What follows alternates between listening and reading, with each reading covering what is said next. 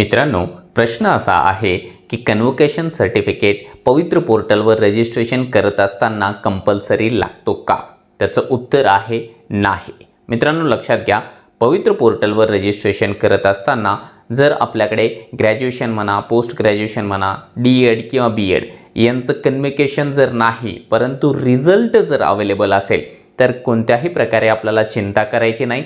जो रिझल्ट आहे त्या रिझल्टचा आपल्याला सर्टिफिकेट नंबर आणि त्याची इश्यू डेट या दोन गोष्टी या ठिकाणी अपलोड करून द्यायच्या आहे आणि रिलॅक्स पद्धतीने सेल्फ सर्टिफाय करून घ्यायचं आहे आपल्याला. परंतु एक गोष्ट काळजीपूर्वक या ठिकाणी लक्षात घ्यायची आहे की ज्यावेळेस आपली निवड होते आणि डॉक्युमेंट व्हेरिफिकेशनसाठी आपण जातो त्यावेळेस जे आहे आपल्याकडे कन्व्होकेशन सर्टिफिकेट असायला पाहिजे. त्याच्यामुळे आता रिझल्ट अपलोड करून द्या आणि लगेच ऑनलाईन पद्धतीने कन्व्होकेशनला अप्लाय करून द्या. कन्व्होकेशन आपल्याला ऑनलाईन पद्धतीने 40 दिवसांमध्ये मिळू शकतो.